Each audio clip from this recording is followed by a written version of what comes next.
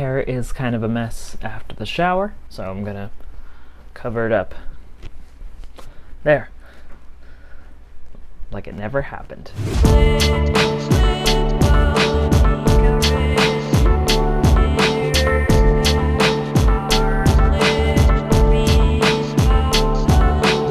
Hello Internet, this is Olin from What I'm Listening To. I hope you all are continuing to stay safe, stay healthy, keeping those hands nice and clean, and most importantly, continuing to wear that mask when you're inside and outside, just for a little bit longer. We are here once again at 10:30 p.m. on August 18th, 2021 to show off more new additions. You know how it goes, new CDs in the collection behind me. Let's jump right into them. The first CD I have for you today, I have Ride's Smile. In the wild world of shoegaze, Ride is considered one of the top 3 bands next to My Bloody Valentine and Slowdive. The joke with the band is their music is basically Britpop with a lot of reverb, and I feel that's mostly the case on Nowhere, but their material on this album is far noisier than the stuff on the debut album, hence why I like it a little bit more. I've been hunting up a copy of this for quite some time, and the moment I saw we had a copy in store, I snagged it immediately. There's some great songs on here. Perfect Time, Chelsea Girl, Drive Blind. Honestly, all 7 tracks on here are phenomenal. So yes, if you are a fan of shoegaze music and you have not listened to Ride, then check this EP out. This is a great listen.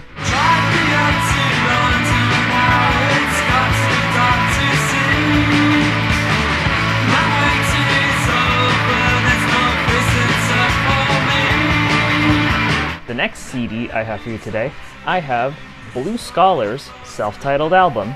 Blue Scholars is a Seattle-based hip-hop duo, and they are just fantastic. I had a friend a long time ago show me the song Sagaba, and from that moment on, I became a fan of this group. It's just such a chill, laid-back song, so much so that I usually put it on to try to get someone to listen to it and go, wow, who is this? This is great. I stumbled across this in our hip-hop section, kind of not realizing that they put this out on CD. I had had a digital copy for years, but the moment I saw a physical version, I had to own it. Anybody looking for some great, easygoing hip-hop shit, absolutely check these guys out. This album in particular is so very good. Sister sits on the steps, cigarette rests on fingertips, takes a sip of slow death, deftly through her lips she blows a kiss, which I can only resist in vain. She got the gift of gravity, pulling to ask her name, she says Sagaba. Next up, I have a twofer. I have 2 albums by the band DragonForce. A lot of you might know this band for their smash song Through the Fire and Flames, which is an amazing song on an equally amazing album. But before they put that song out, they released 2 more albums, and these are them. This is their very first album, Valley of the Damned, and this is their follow-up album, Sonic Firestorm, both of which I think are just as good as the songs on Inhuman Rampage.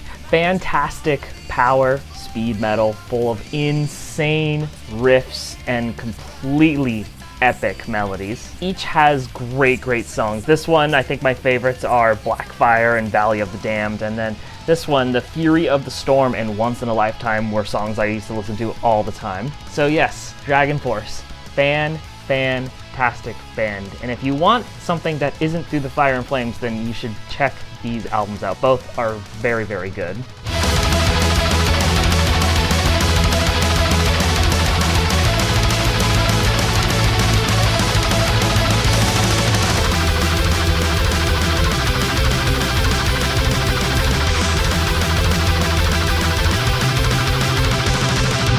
Next up, I have a double album here. I have Oingo Boingos' album, Live. I talked about this CD on a Quickies video, which I don't know will be out before I put this one up. We'll see. In case it hasn't come out or you just decided not to watch it, let me explain the background to this. This is a double album that's technically a live album. The band played live in a studio in front of 0 audience members and recorded 2 discs worth of material. And all the songs they perform, dare I say, have a much lively sound. They just seem more upbeat, a lot more fun, and they just sound so good. I mostly bought this album for a song on the first disc called Home Again. Home Again was actually the first Oingo Boingo song I'd ever listened to, and I heard it from a scene in Home Alone 3. They used the song during a montage when the main character is setting up traps all around the house, and it works so well. I just thought it was the coolest thing, especially as a big fan of the Home Alone franchise. Even though I bought this album for 1 song, I have 31 songs in total to listen to, but it should be fun nonetheless. I could always use more 80s albums in my collection, so I'm very looking forward to diving into both of these.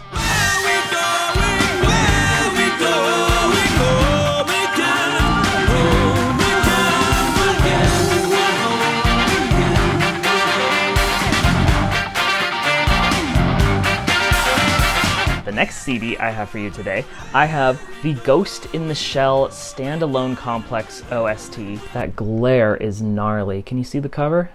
That'll work right there. As some of you might already know from watching my Big in Japan videos, I'm a huge fan of video game and anime soundtracks. And the funny thing about owning this is I've actually never seen a single episode from this series. I remember as a kid seeing the opening sequence of the show when it would air on Adult Swim. That was kind of how I knew I had to turn off the TV and go to bed, because I knew my parents wouldn't let me watch Adult Swim. But knowing that I was probably not allowed to watch it actually sparked my interest. So I tried watching some of the episodes. I just had no idea what was going on. But that opening sequence, though, I thought was just so cool, and the song they used is amazing. And that is why I bought this, specifically for that song, which is called Inner Universe. It's an amazing song, sung by a half Russian, half Japanese musician who unfortunately is no longer with us. But also the woman who does the soundtrack for the show has done some amazing work on other anime. Cowboy Bebop in particular is one of her works. So I figured I couldn't go wrong with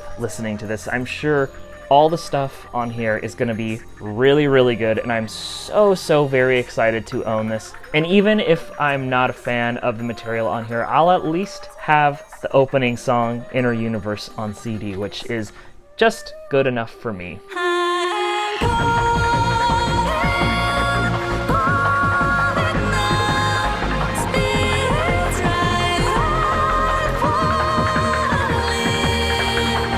The next CD I have for you today is some experimental music.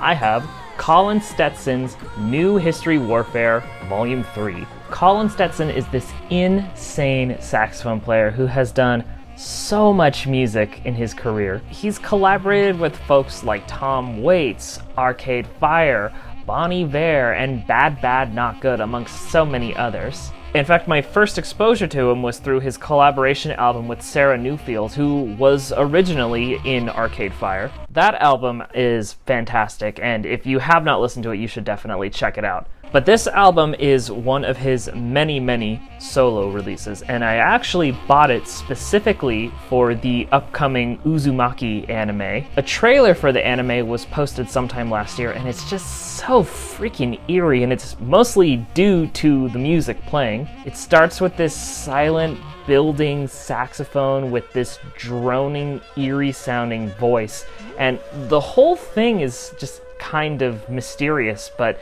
there's something about it that really crawls underneath my skin. And Colin is actually going to be doing the original score for the anime, which is even cooler. But I thought the song that they used in that trailer was part of the original score, but as it turns out, it is on this album. So needless to say, I had to hear the rest of it, so I picked it up. And since this is volume 3, I might also have to pick up volumes 2 and 1 just to complete the collection. We shall see. But regardless, I'm very excited to dive into this album. I love Colin's work, and I'm hoping that the stuff on here is going to be equally as eerie and creepy as the one song I've heard.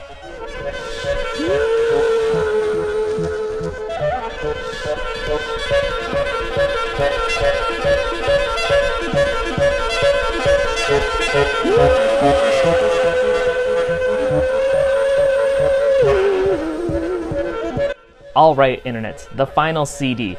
I have yet another Light in the Attic compilation album. Light in the Attic is an amazing label that specializes in putting out a lot of forgotten, unheard, or maybe music that's never been released in other countries onto these big compilations. In the recent years, they've been doing a lot of Japanese music. They've done 2 city pop compilations, they've done a weird dark mutant pop compilation, and they've even done one on new age and ambient music. But this CD is a compilation featuring Japanese folk and rock music between the years of 1969 to 1973. The moment I learned about this CD existing, I had to buy a copy of it. But unfortunately, it seemed to be rather difficult to get. If you go on the label's website, you'll see that the CD is unavailable. And doing some shopping on Discogs, I only found one listing for it that was going for like $50, which there was no way I was doing. So I just kind of assumed that this album was out of print and I was just gonna have to wait around until someone listed a copy for a reasonable price. But then one day, I walked into work and I was putting out some new CDs on the floor, and this was amongst the CDs. I couldn't believe my luck, and it was only $14.98, which is a steal compared to that Discogs listing. So naturally, I grabbed it without even thinking, and I'm so glad I did. And the songs on here are just so good. There's artists on here that sound like Rodriguez, Simon and Garfunkel, Jim Croce, really just any 60s, 70s folk rock artist you can think of. So I highly recommend checking this album out, especially if you find a copy of it out in the wild. Just get it, because it might be hard to find, I'm not sure. And if you haven't listened to any of the Light in the Attic compilations, then I definitely recommend checking out all of them. All their Japanese comps are great, but they put out other great comps, so just look into them. They're just a great label, and they put out amazing music.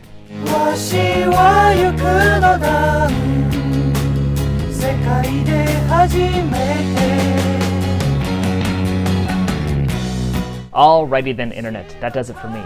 Hey, if you have any new additions you've added to your collection, let me know what they are. Leave a comment down below. And if you also like this video, be sure to hit that subscribe button. It'll show me the support and I'll love your face for it. And you can also follow me on Instagram for even more music. I post a new album on there semi-frequently, talk a little bit about it, and it gives you a bit of an insight of what else is in my collection. So, thank you all so very much for watching. This is Olin from What I'm Listening To, signing out.